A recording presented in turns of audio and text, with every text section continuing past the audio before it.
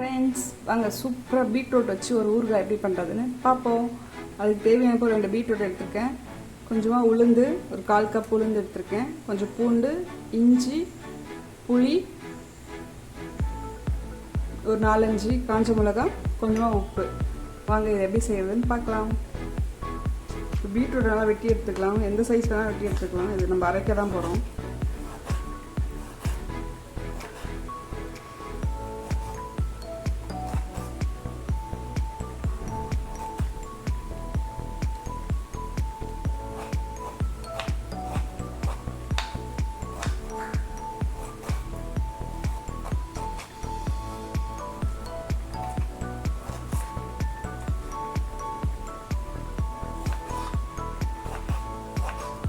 நல்லா படியாகவே இது வெட்டிக்கலாம்.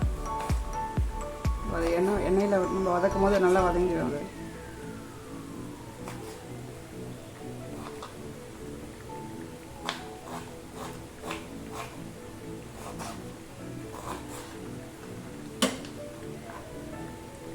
வாங்க எப்படி செய்யுதுன்னு பார்க்கலாம். கொஞ்சம் இஞ்சி நறுக்கி வச்சுக்கலாம்.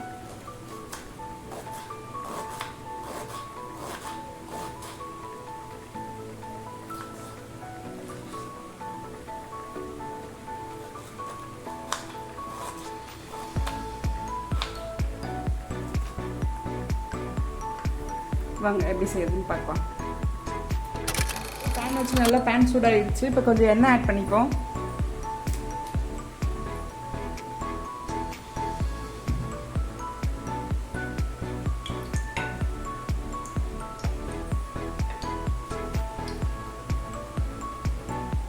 கொஞ்சமாக பூண்டு ஆட் பண்ணிப்போம்.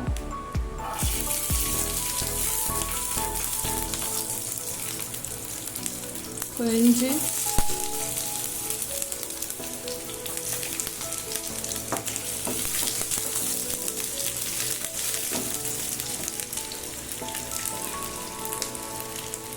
கொஞ்சம் உளுந்து ஆட் பண்ணிப்போம்.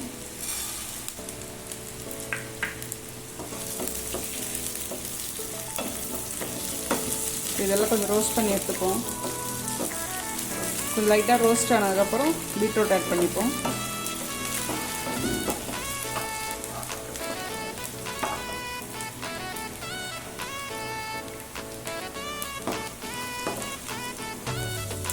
பீட்ரூட் நல்லா வதக்கி விட்டுக்கலாம்.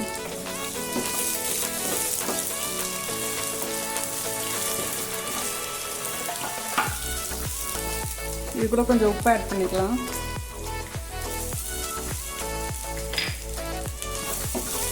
இப்போ கொஞ்சமாக ஆட் பண்ணிக்கோங்க. அப்புறம் ஃபுல்லாக அரைச்சிட்டு உப்பு செக் பண்ணிவிட்டு இன்னும் கொஞ்சம் ஆட் பண்ணுறதுனால ஆட் பண்ணிக்கோங்க.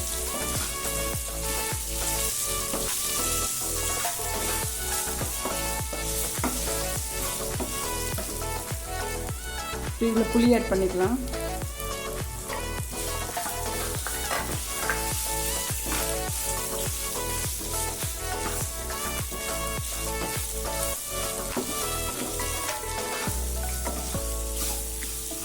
இதெல்லாம் கொஞ்சம் நல்லா வதங்கட்டும். இப்போ எல்லாம் நல்லா வதங்கிடுச்சு. இதை ஆற வச்சு அரைச்சிட்டு காட்டுறேன். பீட்ரூட் நல்லா ஆறிடுச்சு. இப்போ இதை ஜாரில் சேர்த்துக்கலாம். ஜாரில் சேர்த்து கொஞ்சமாக தண்ணி விட்டு அரைங்க, நிறைய ஊற்றாதீங்க.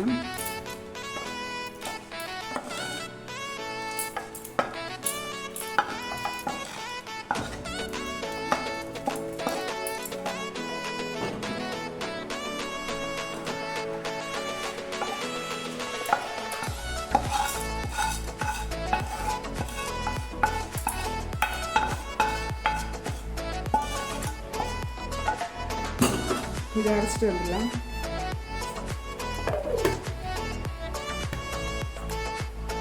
அதே பேனில் கொஞ்சமாக எண்ணெய் ஆட் பண்ணிப்போம் தாளிக்கிறதுக்கு.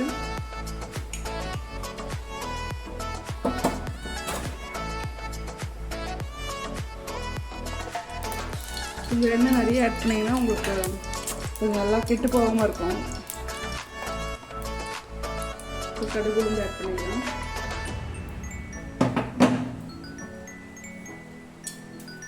கொஞ்சம் எண்ணெய் காயிட்டோம். இப்போ எண்ணெய் நல்லா காஞ்சிச்சு. கடுகு ஆட் பண்ணிக்கலாம். கடுகு உளுந்து கொஞ்சம் ஆட் பண்ணிக்கோங்க.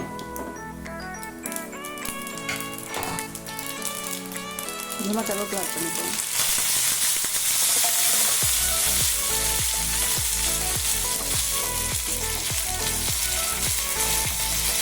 பீட்ரூட் துவையல் எடுத்து அதில் போட்டுக்கலாம்.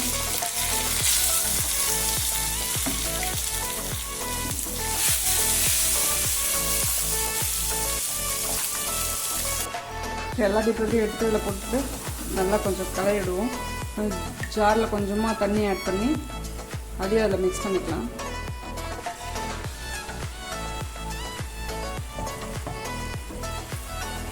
இது கொஞ்சம் நல்லா அப்படியே கொஞ்சம் கிண்டி விட்டுட்டே இருங்க. இந்த தண்ணி கொஞ்சம் இதுவாகணும், ட்ரை ஆகணும்.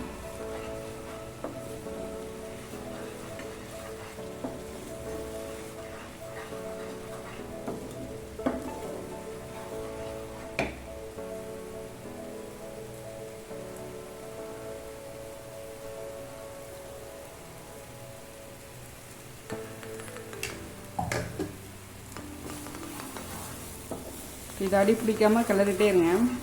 இந்த ஸ்டேஜில் உப்பு செக் பண்ணிக்கோங்க கரெக்டாக இருக்கான்னு. நம்ம கொஞ்சம் தண்ணியெல்லாம் விட்டு அரைக்கிறதுனால உப்பு பத்தாமல் போயிடும். இப்போ நீங்கள் வெரைட்டி ரைஸ் எந்த ரைஸ் கூட வேணாலும் இதை வச்சு சாப்பிடலாம். சூப்பராக இருக்கும். இது பழைய சாதம், வெரைட்டி ரைஸு எல்லாத்தோடு சூப்பராக மேட்ச் ஆகும். இது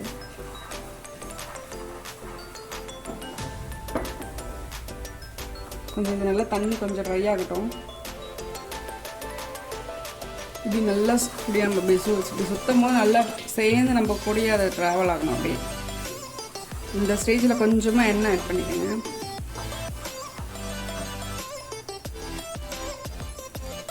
கொஞ்சமாக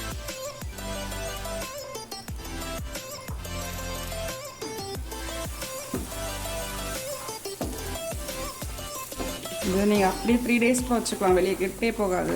நல்லா இது நல்லா ஆறுனதுக்கப்புறம் ஒரு கண்டெய்னர் பாக்ஸில் போட்டு வச்சுக்கோங்க.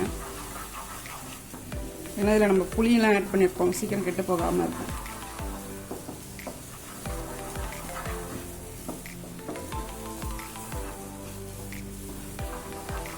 நல்லா தண்ணி வற்றி இது மாதிரி ஆகணும்.